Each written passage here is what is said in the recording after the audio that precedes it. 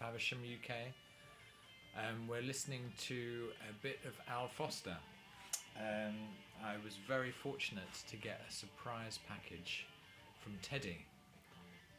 Teddy from Eat Sleep Vinyl, who is a bit of a legend on the VC. Yes, I heard he was going to send me something, and fantastic, Teddy, thank you so much for this amazing package. Listen to some Al Foster. Al Foster, many of you may know, a long-term drummer with Miles Davis, probably the only musician to remain with Miles from his 70s electric period into his early 80s music. This album is produced by Teo Macero, obviously produced loads of Miles music in the early 70s and in the early 80s. Features Michael Brecker all over the place on sax, T.M. Stevens on bass, Al Foster on drums, and it is a bit like the album that Miles might have made if he hadn't kind of gone into semi-retirement in the sort of late 70s. Fierce, funky fusion record. Fantastic, what a great choice. Never heard this before, Teddy, so thank you so much. Mixed Roots, and the track we're listening to is called Double Stuff. Also got another album that I knew nothing about, Lonnie Smith, Funk Reaction. This is on the TK label. A kind of funk meets disco, soul, jazz. Not cheesy disco, funky disco. Some great keyboard playing from Lonnie, and great album. Another great surprise. Thank you so much, Teddy. And completing the trilogy of music that I was given, an absolute classic. For those of you who don't know, this is a killer album. Wayne Shorter, Native Dancer, heavily featuring Milton Nascimento on the vocals, a whole cast of absolutely class A Brazilian musicians collaborating with Wayne Shorter on this album. Some beautiful pieces, some beautiful music. There's Ayoto Moreira, there's Flora Purim, Milton Nascimento, there's Herbie's on this. What a great album. Really, really cool. Thank you, Teddy. So generous, so kind, such a font of amazing knowledge in this vinyl community, and such a generous and kind person. Thank you. I'm going to take this opportunity to also say thank you very much to Champ Sound, to Ben Costello, to Cosmic Pickle for finally getting on with the version Excursion thread, which I started a while back, and then suddenly there was a little bit of activity, and they all posted some fantastic tunes. I'm going to play another version Excursion.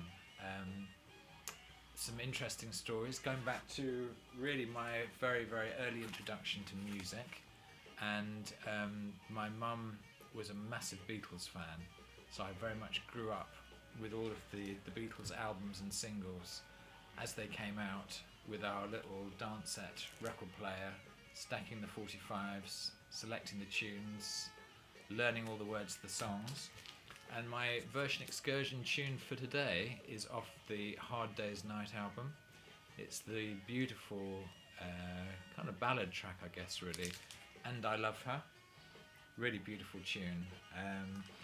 The versions I'm going to choose, also interesting family connection. So my dad was a photographer, and he had a studio in the West End, London, and this was one of the albums that I remember seeing in his studio on the turntable. Ramsey Lewis, Hang On Ramsey, and a great kind of bossery version of And I Love Her, instrumental, on this one. So I had actually forgotten that there was this version on it, and just came across it and made me think, Yeah, it's a candidate for the version Excursion. Ramsey Lewis, very underrated, I think, keyboard player. Great through the 60s and great through the 70s. Another surprise candidate for a Beatles cover, I guess, is this man, Bobby Womack. This is the album Understanding. Fantastic Bobby Womack album. Again, very underrated. One of the real axis of top soul singers for me, alongside people like Al Green, Donny Hathaway, Marvin, Curtis Mayfield. I think Bobby Womack is really up there. Great album. Tunes like I Can Understand It, Woman's Gotta Have It, Harry Hippie, and a great version of And I Love Her. Mostly recorded at Muscle Shoals in the early 70s. Great album, worth checking out. And then finally, for my version Excursion, this album, which is Windmills of My Mind by the drummer Grady Tate, who also surprised me with some very kind of nice kind of crooning style vocals. And I guess what I really love about this album and this particular version of And I Love Her is the rhythm section, which is Chuck Rainey on the bass and Bernard Purdie on the drums. Also featured is Eric Gale on guitar, and on a couple of tracks we've got Herbie Hancock on the organ as well. This is a very cheap album. I got it off Dusty Grooves, and there's some great tunes. I mean, I bought it actually because I love the track Sack Full of Dreams from the version I knew really well was the Donny Hathaway version of one of his live albums, and so I was tracking down other versions. But then I discovered And I Love Her. So absolutely fabulous. Do check that out, particularly the end of this particular version. Have a listen on YouTube, and the drum and bass just float. It's quite a moment. Actually reminds me a little bit of the end of LaBelle's Moonshadow, if any of you know that. It's got a similar kind of floaty vibe, quite possibly a similar rhythm section, I'm not sure. And then last of all, what are the albums that I'm particularly grooving to at the moment? Well, this is an album I picked up yesterday at a local shop down where I live. It's on the CTI label, which I have to say on the whole I find is a great label if you pick the right albums. This is Art Farmer, and the album is called Crawl Space. This has got a great rhythm section of Will Lee and Harvey Mason, and it's got a fantastic flute playing. Who's the flautist on this? Oh, it's not Harvey Mason, it's Steve Gadd. So Steve Gadd and Will Lee. Jeremy Steig, some beautiful kind of emotive and passionate flute work on this. And Art Farmer, of course, on trumpet and flugelhorn. Again, not an expensive album, but I highly recommend it for just, really nice jazz funk, I guess. Soulful jazz funk. Not smooth jazz. Smooth jazz is an insult to this kind of music. This is beautifully recorded, beautifully played, passionately felt. The other album which I'm really digging at the moment is this one, which is Robert Wyatt's, what's it called? Cuckoo Land. Cuckoo Land. Just picked this up literally a couple of days ago. It was a re-release on double vinyl. Also you get a free CD. Just reaffirms to me again what a genius Robert Wyatt is.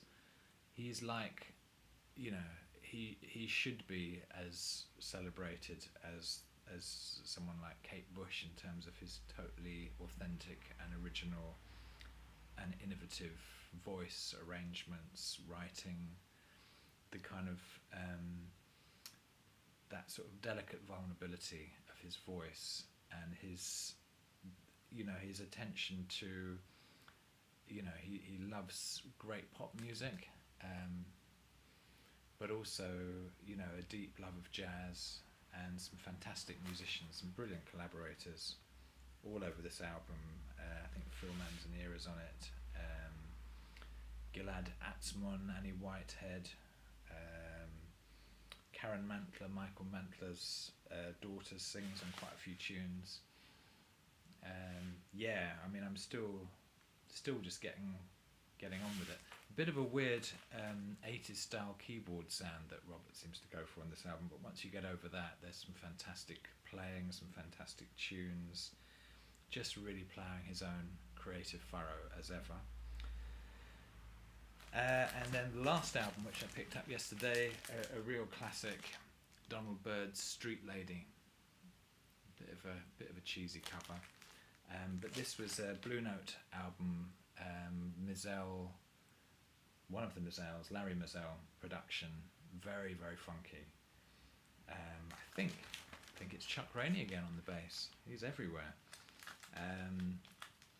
Yeah, just if you don't know the track Street Lady, then check that out. It's an absolute killer.